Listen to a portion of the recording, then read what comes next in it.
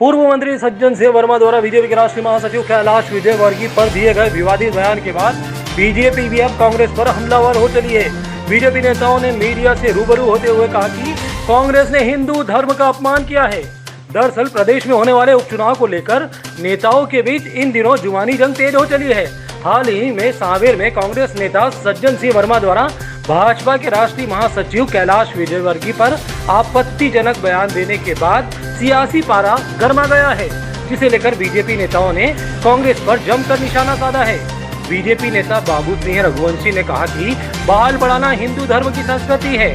भगवान राम ने भी अपने बाल बढ़ाए हुए थे।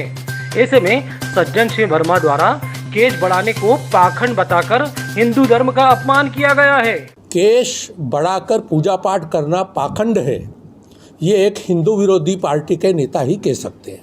हिंदू धर्म का अपमान करना, केश बढ़ाकर पूजा पाठ करने को पाखंड कहना।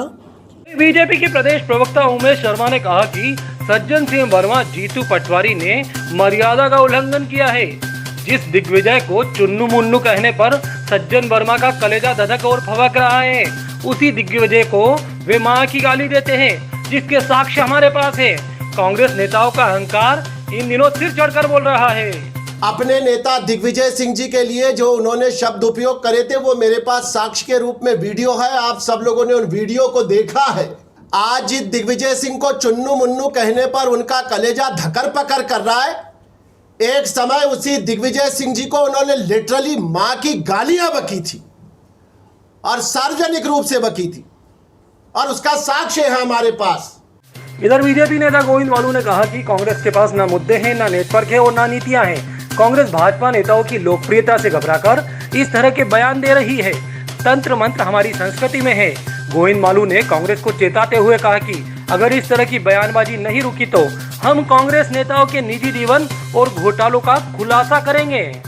न मुद्दे हैं, न कोई विचार है, न कोई नेटवर्क है, न नीति है और न कुछ उपलब्धियां हैं। उनके पास तो शुरू से छल फरेब और धोखा रहा है।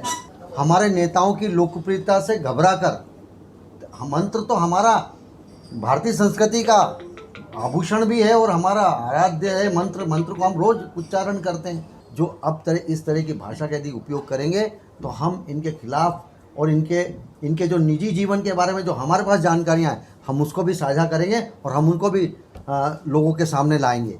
बीजेपी के प्रदेश प्रवक्ता उमेश शर्मा ने कहा कि बाल बढ़ाना हमारी संस्कृति में शामिल है। कमलनाथ क्या मिस वर्ल्ड है? प्रेमचंद गुड्डू क्या मिस यूनिवर्स है? हमने सज्जन सिंह वर्मा की बयानबाजी के खिलाफ डीआईजी के सामने शिकायत दर्ज कराई है और चुनाव आयोग के पास भी शिकायत ले जाएंगे। ईश्वर प्रदत्त जो हमारी शरीर रचना होती है, उसका मखौल उड़ाएंगे और मनगढ़ंत उड़ाएंगे। कमलनाथ जी क्या मिस वर्ल्ड है? प्रेमचंद गुड्डू क्या मिस यूनिवर्स है? हमने सज्जन वर्मा जी के इस अभद्र टीका टिप्पणी और बयान के विरुद्ध लिखित में शिकायत हमारे एडवोकेट भूपेंद्र सिंह जी के माध्यम से इंदौर डीआईजी और इंदौर जिला निर्वाचन अधिकारी को दर्ज कराई है।